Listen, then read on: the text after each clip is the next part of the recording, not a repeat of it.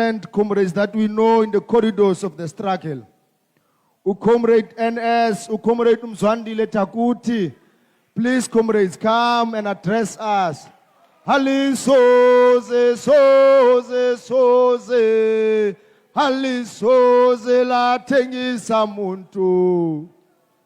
Hali soze, soze, soze, soze la tengisa.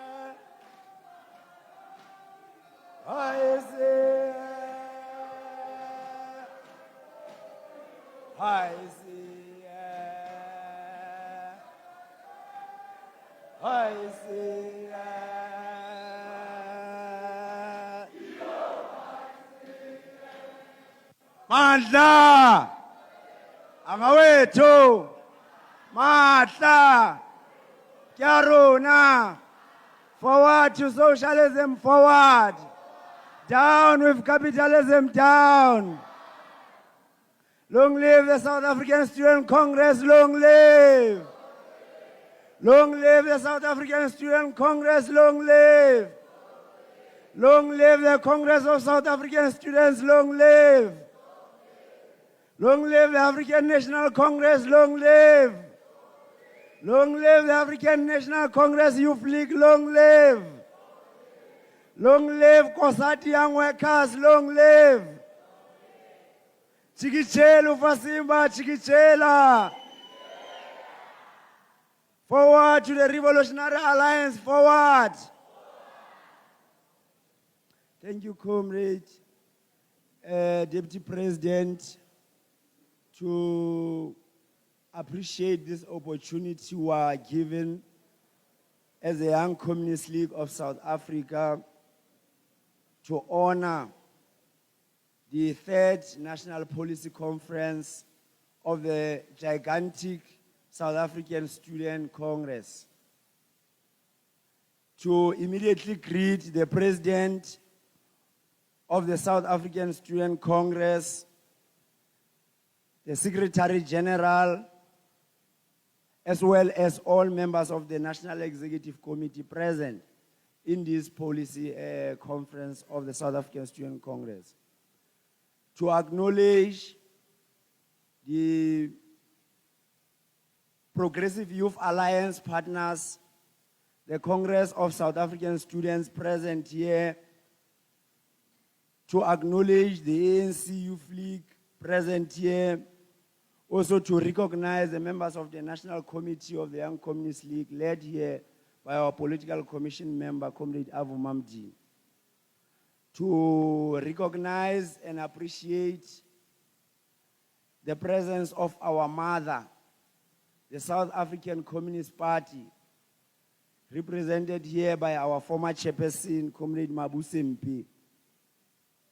To recognize the South African Youth Council, represented here by the national chairperson. To appreciate and recognize Swayoko President, who's in our midst, Comrade Nxumalo. To appreciate also the President of SNAS, who's in our midst, as well Comrade Gabisila, would have committed an error not to recognize the Young Women's Desk, which addressed us here. Comrades, importantly, yourselves, as constituting this plenary of the National Policy Conference, the Young Communist League of South Africa salutes this third National Policy Conference. We salute you in the name of our mother, the South African Communist Party. We salute you in the name of the working class, whose interest we exist to advance. And comrades, as a progressive alliance, youth alliance, we've got to understand that we are progressive to the extent of our commitment to the national democratic revolution, which seeks to address the imbalances of the past, to address the interconnected contradictions of gender, national, and class question. And if we are in agreement that the principal motive force of the national democratic revolution is the working class, then it should follow that the principal enemy of the revolution is capital and all its manifestations. The extent of our progressiveness, therefore, as a progressive youth alliance, lies in the understanding of this conception, Comrade President. Capital is a social relation that extracts wealth from those who work and concentrate it among those who own it. It is the landlord collecting your NSFAS accommodation allowance for a room you share with strangers in a building with no security. It is the fintech company holding public funds in its account, collecting interest while you borrow money for food. It is the outsourcing company paying a cleaner 3,000 rands while billing the university 15,000 per cleaner. And then management raises fees to cover the difference.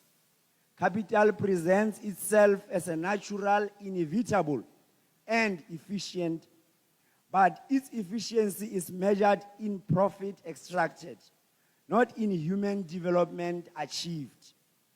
Its logic is simple: socialize the costs, privatize the gains. When the system works, shareholders benefit. When it fails, students and workers pay. A working class biased student movement must understand this. The South African Student Congress is not a debating society. It's not an NPO. It is a revolutionary student movement. As we gather here, Comrade President, we gather here not as victims of the system. Rather, we gather as revolutionaries trying to find and seek solutions of our situation. The South African Student Congress does not exist to help students navigate an unjust system more successfully. SASCO exists to organize students as a force capable for transforming that system. This is the difference between a service organization and a revolutionary movement like our own. This National Policy Conference must be clear about what SASCO intends to be. SASCO does not seek to be a multi-class student organization. The South African Student Congress has always been leaning towards the left, identified itself as a Marxist and Leninist student organization. This must find expression in our conduct. Comrade, let us examine the condition of the youth in South Africa, because this frames everything. It is the base on which everything commences. 60% of young people are unemployed in this country. Not temporarily between jobs, it's not structural unemployment. It is structural unemployment more than fictional unemployment, as described by liberal economists. Permanently locked out of the economy. In rural areas and in townships, the figure climbs to 70, 80%. Now, Capital tells a story about this. The story says young people lack skills. They lack experience. They lack entrepreneurial and initiative. The solution, according to the story, is training programs, internships that goes over 24 months, startup incubators, fix the young people, and the problem is solved. This is ideology in service of exploitation. The truth is that young people are not unemployed because something is wrong with them. Therefore, we don't have to be fixed. Young people are unemployed because capitalism requires a reservoir army of labor. Unemployment keeps wages low. It keeps workers desperate and compliant. It allows capital to dictate the terms. Mass youth unemployment is not a policy failure. It is a structural feature of the system. This is why the Progressive Youth Alliance matters. This is why we need a PYA that functions not a letterhead, but as a fighting formation. Let us be honest and precise, comrades. The PYA is progressive only to the extent that it is anti-capitalist.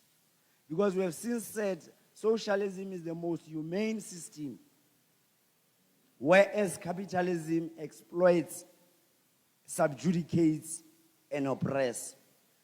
The moment we accept the logic of the market as given, the moment we reduce our demands to what capital considers reasonable, we become managers of a crisis rather than agents of its resolution. The South African Communist Party has been clear on this matter. And also the South African Student Congress, on its 23rd National Congress in Queenstown, analyzed the current period as one of intensified class struggle with government of national unity, whose center of gravity has literally shifted to the right. The incorporation of openly neoliberal forces into government has tilted policy further towards austerity, privatization, and market fundamentalism. You must have noticed, comrades, we saw in Western Cape something so surprising that government want to lay off teachers, something unheard of. And HI is contested. The laws of education are also contested. The task of the PYA in this period is to rebuild working class organization from below, to contest the ideological hegemony of capital, to demonstrate in practice that another way is possible. SASCO, as a student component of the Progressive Youth Alliance, one speaker said, it is a hub of intellects within. If it has to sustain this name, it has got to live by it. And it must anchor itself firmly in this orientation. Your policy must reflect it. Your campaigns must express it. Your organizational culture must embody it. Comrades, on the National Student Financial Scheme, we are saying the NSFAS represents a crucial site of struggle, and your policy must engage with it at a level of political economy, not just only administration. Or cooperative governance issues we are raising with the president on non-representation of the student body being a critical stakeholder in the sector within the board of the NSFAS. When government placed NSFAS under administration in April 2024, it acknowledged what students had long experienced. The system was dysfunctional and still is. But why is it dysfunctional? NSFAS was designed as a public scheme, but it was structured with multiple entry points for private accumulation. Over 70 billion per annum our government invests on NSFAS. Business interests are competing for it, fundamentally because of these entry points that were deliberately created for private accumulation. Payment platforms, accommodation verification services, disbursement intermediaries, each of these become a site of extraction. Fintech companies inserted themselves between public funds and hungry students, collecting fees, earning interest on delays, building business models on desperation of the poor. The administrator moved to terminate irregular contracts. The High Court confirmed the authority to act. This was necessary, but it addresses only symptoms, not the causes. The cause is the logic that allows private profit seeking within public systems. The solution is the removal of the logic entirely. Your policy must demand that NSFAS become a fully public institution in substance, not just in name. It should not enrich private capital. Public funding must flow through public infrastructure directly to students. Why is it that we have not built infrastructure in the post bank to be able to disburse the allowances of students? It's deliberately to create space for business, especially those who are politically connected. No payments intermediaries extracting percentage, no accommodation brokers taking commissions, no tender opportunities for politically connected companies to build empires on student poverty. The 2025 allowances present real challenges. Living allowance of just over 17,000 per annum for non-catered students do not reflect what survival actually costs, especially in light of the increasing cost of living in our country. The gap between official caps and real expenses is filled by hunger, by borrowing, by the impossible choices students have to make daily. Your policy must call for a transparent, participatory process to review allowance levels against actual cost of living. Student formations must have a seat at that table. As we have emphasized that, including in the board of NSFAS, Council of Higher Education, among other institutions, if we are to reflect really a truly cooperative governance, the people who experience the inadequacy must have a voice in addressing these inadequacies. And the TVET students must achieve parity. We have said there must be institutions of choice. That must be reflected even in terms of the allocation of funds.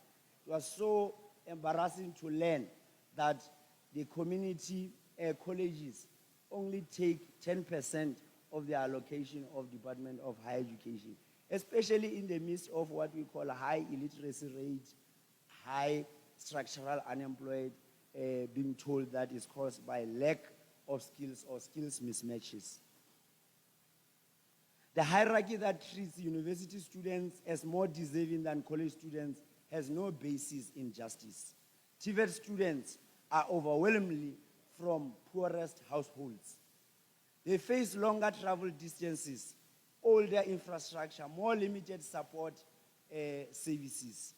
Parity is not a favor, it is an obligation. Comrades, on the question of the missing middle, Comrade President is well aware that on the consultation process, we have raised the issue that there shouldn't be any time frame that is attached to the payment of the loans given to those who are called to be missing middle. We said it must be interest-free. The comprehensive student funding model offers loans to households earning between 350 to 600,000 per year. This requires careful analysis and assessment by the South African Student Congress because this framing obscures more than it reveals. If you realize a household earning about 350 per annum is earning just under 30,000 per month, who are these households? They are not comfortable middle class of political imagination. They are teachers, nurses, police officers, administrative clerks, working people whose modest salaries must stretch across extended families, obligations that economists rarely account or count. They pay rent or bonds in housing markets shaped by speculation. They pay transport costs because public systems are inadequate. They pay school fees for younger children because public schools are under-resourced. They support unemployed relatives because 60% of youth unemployed is a reality in the country. It means that there is someone without employment in each and every family or household. They carry medical expenses, funeral contributions, emergency loans. By month end, there's no 30,000. There's a family stretched thin, performing stability while one crisis away from collapse. To these families, the state offers no funding, but a debt, a loan, to be repaid over years with interest on the gamble that the graduate will work in an economy that offers 60% of young people who are unemployed. It offers them nothing. They despair, they are despondent, and they are also desperate. The YCL position on this matter is clear. A loan is not funding. A loan is a transfer of risk from the state to the poor. It is capital's answer to the demand for free education. You may enter, but you will pay. And you will pay for decades. Where loans prevent immediate exclusion, we do not tell students to refuse them. Material conditions compel choices. But this National Policy Conference must not mistake access to debt for access to education. Your policy must name this clearly. It is not a garden tool, it is a spade. And your policy must maintain the strategic demand for free, quality, decolonized, and publicly funded post-school education. This is not utopia. It is a political choice. Cuba has sustained free education at all levels over 60 years under a criminal blockade by the collective West as led by the United States of America. The obstacle is not resources. The obstacle is class power. The question is, in whose interest does the state serve? The South African Student Congress did say that if the state does good, it will complement it with a program. If a state does bad, it will contradict it again in the same vein with a program. On the student accommodation, here we see capital at most predatory, and your policy must respond with corresponding clarity. The state retreated from building student housing. It called this efficiency. What it actually was a transfer of public responsibility to private accumulation. Look at the tenders for student accommodation in our universities. Developers saw an opportunity. NSFAS accommodation allowances represented guaranteed revenue paid by the state flowing to whoever could build beds. They built extraction infrastructure, maximum density, minimum amenity, cheapest location, lowest safety standards the regulation would allow. Students, particularly women students, bear the consequences. Currently, GBV cases are made, 10% of them are made by students in higher education institutions. This is a reflection. Overcrowded rooms, inadequate security, harassment and violence. Of course, with political concerted effort for depoliticization of students, targeting of student leaders, victimization, rigging of SRC elections via online systems, long distances from campus through dangerous areas, the daily circulation of which route is less likely to result in assault. Students are victims every day. Even the Department of Higher Education has had to acknowledge the exploitation. It has moved to blacklist some of those worst offenders. but blacklists address individual bad actors. The problem is more systemic. The problem is commodification itself. What could be wrong about building student housing cooperatives? When housing is a commodity, it is allocated not by need, but by ability to pay.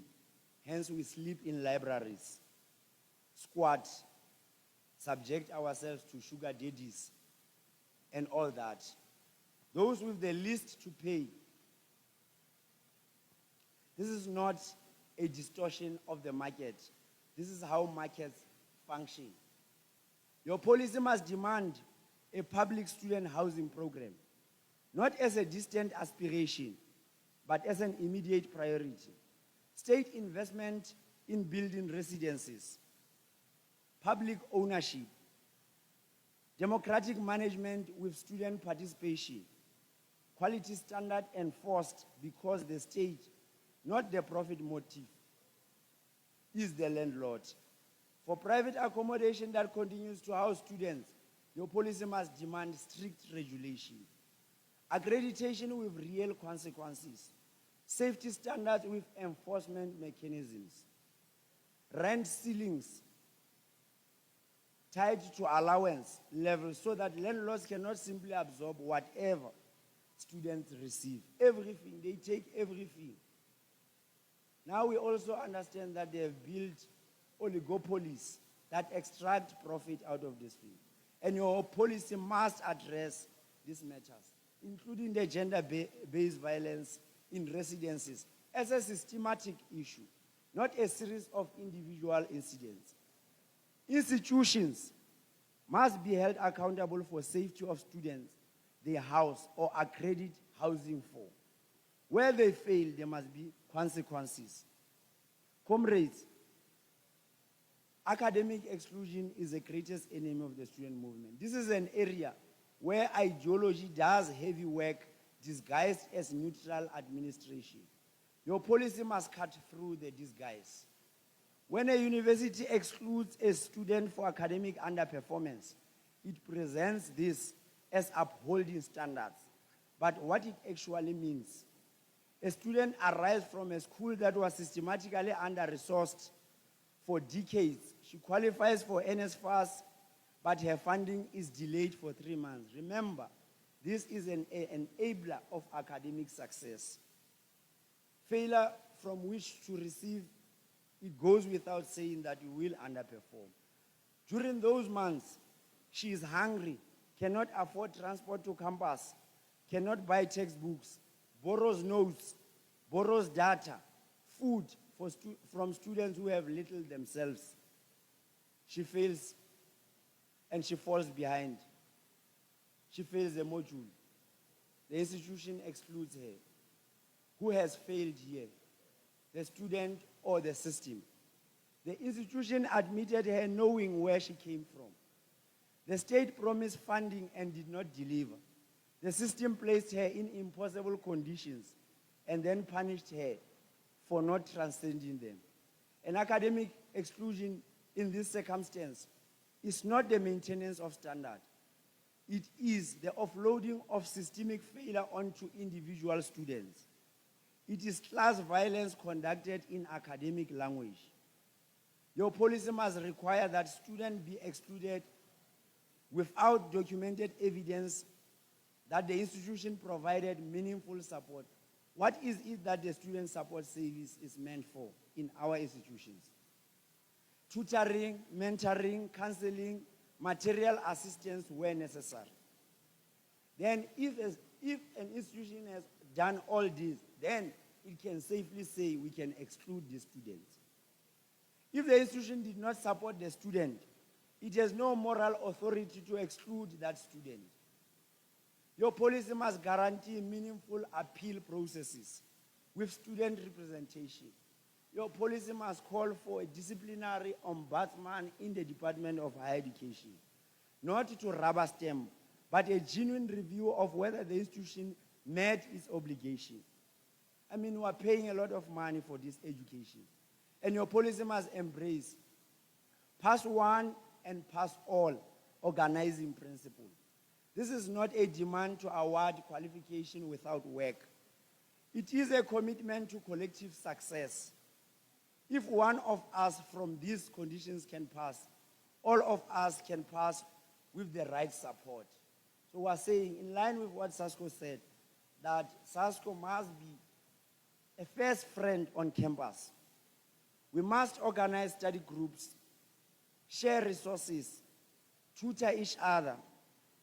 Also refuse to accept that working class students must fail while those from privileged succeed. This is what a working class biased student movement looks like in practice, Comrade President. Not individual competition for scarce success, but collective organization for shared advancement. Comrades, now, let me show you how these issues connect, because capital prefers you see them as separate problems. Outsourcing. When a university outsources cleaning, security, catering, or maintenance, what happens? A private company takes over. That company exists to generate profit. So it pays workers as little as possible, often below poverty wages, while billing the institution for service. The institution now pays not just cost of service, but also the profit margin of the company. Its expenses increases. It must recover this cost from where? From fees. The fee structure that increases annually. The institutions of higher learning celebrate what is called increased reserves. The vice chancellors are bragging with what is called Vision 2030 to say their reserves have increased. Increased from what? From fees, from resident charges, from reduced student services, from larger classes as academic posts are being frozen, from crumbling infrastructure as maintenance is deferred. Follow the logic. Outsourcing insert private profit into public budgets. The profit is extracted ultimately from students and workers. The more outsourcing, the more extraction. The more extraction, the higher your fees and the lower their wages. This is why the Student Worker Alliance is not an act of charity. It is a strategic necessity rooted in shared material interest. When workers at VETS fought outsourcing and won insourcing in 2017, wages rose, conditions of employment improved, and a circuit of extraction was broken. Students and workers won together because they were fighting the same enemy. Your policy must establish formal structures of coordination between SASCO and campus worker unions, especially in how. Joint committees such that we are able to align our demands so that there is coordinated action. When workers picket against outsourcing, students must be on the picket line. When students mobilize against fees, workers should be alongside. Your policy must support insourcing with public subsidy so that costs are borne by the state that should have been providing these services, not shifted to students through higher fees. This is what it means to build a working class power on campus, not students as separate interest group. Students and workers together as a class force confronting capital. Comrades, the austerity that squeezes campuses is not unique in higher education. It is a class program applied across society. Yay!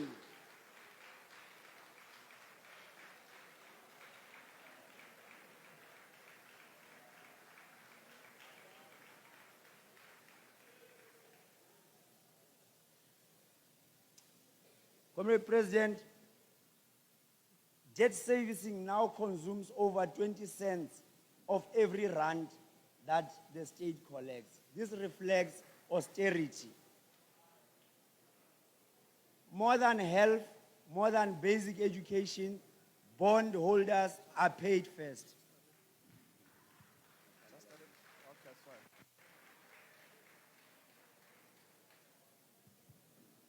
Comrades, you left your campuses because you understood very well you are coming to a policy conference.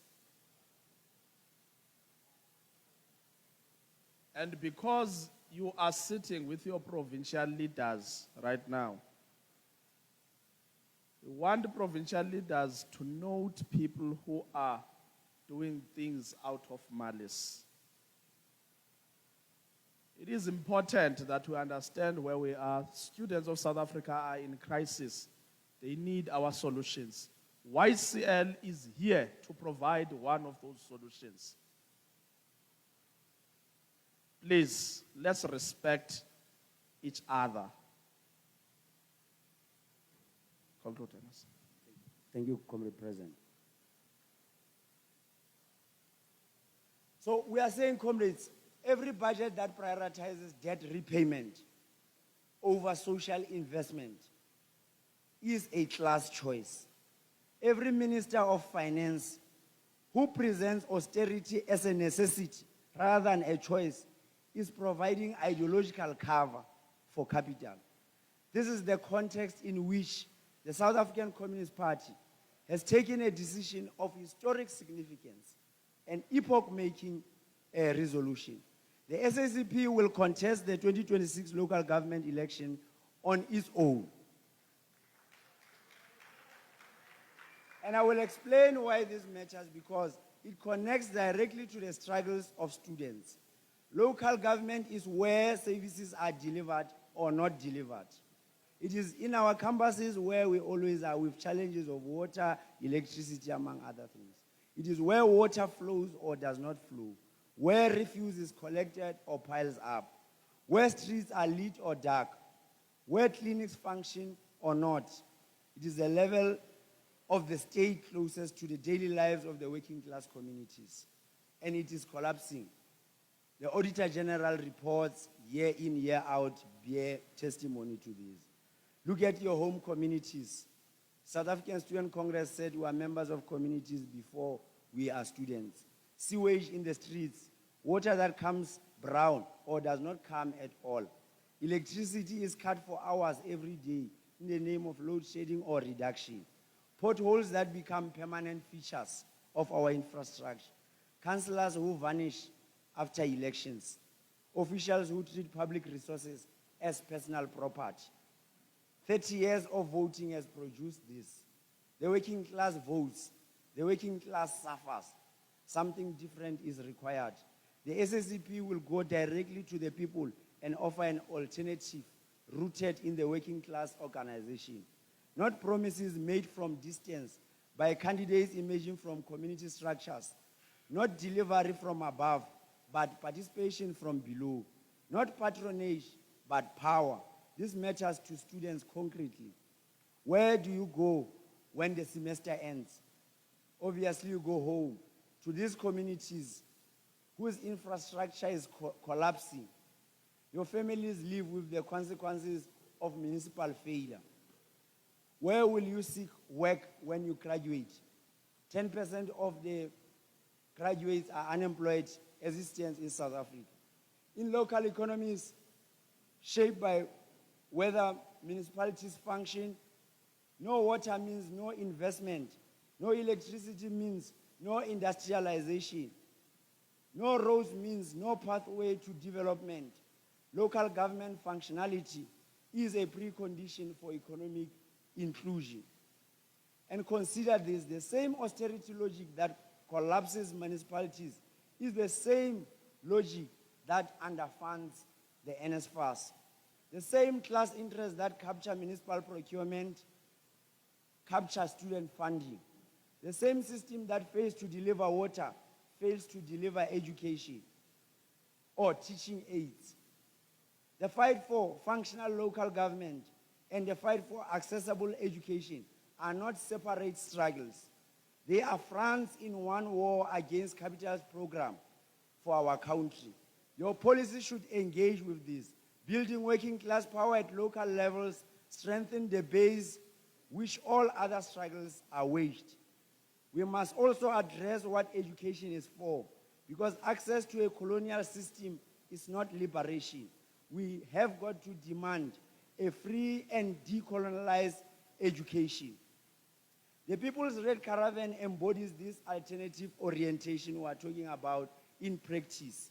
And I told the president that we are expecting him in the 4th edition that will be in the Northern Cape.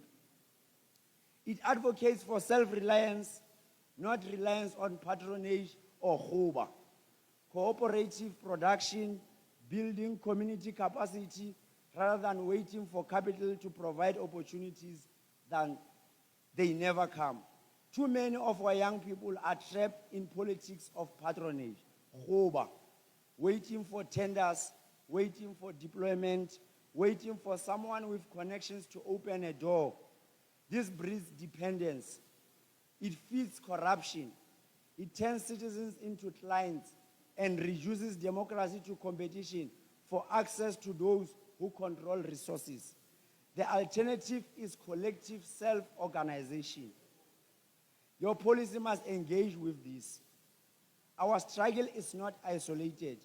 It is part of global confrontation between labor and capital, between imperialism and liberation. The International Court of Justice has ordered provisional measures against Israel for acts of violating the Genocide Convention. UNESCO reports that nearly all higher education institutions in Gaza have been damaged or destroyed. Schools are bombed, universities reduced to rubble, scholars assassinated, children starved. This is not foreign to us. This is colonialism. This is apartheid. We recognize it because we lived it. Education is always a target of colonial violence because educated people resist. People who can read their history, analyze their condition, and imagine alternatives are dangerous to those who benefit from oppression. Your policy must commit SASCO to active Palestine solidarity on every campus. This is not diversion from domestic struggles. It is recognition that our liberation and theirs are intertwined. Comrades, I am concluding. This NPC will adopt policies in line with its theme, from revolutionary strategy to policy action. Those policies matter, but what matters more, Comrade President, is implementation. Transform NSFAS into a fully public institution with direct payment to students, fight for allowances reviewed against real costs and paid on time. Let us fight for TVET parity. Let us fight for the missing middle while keeping education free as a strategic horizon. But build public student housing, regulate accommodation, protect women students. Let us end exclusion without support. Let us demand that institutions demonstrate support before they exclude. Let us rebuild the PYA as an anti-capitalist formation with common analysis and common action. Let us deepen the Student-Worker Alliance, build joint structures with campus unions, especially in Nehau and SATU. Fight outsourcing together. Let us prepare for 2026. Let us register, let us organize, build working class power at all levels. And as we say so, Comrade President, we want to wish you and this policy conference all success in your deliberations. And we want to thank you, Comrade, for your indulgence. Amandla! Awethu! Amandla! Abanye abantu bayazi. Abanye abantu bayizonda. Abanye abantu bayazi. Abayazi. Abanye abantu bayazi. Abanye abantu basifundisa. Abanye abantu bayazi. Abayazi. Azofuna mabotshwa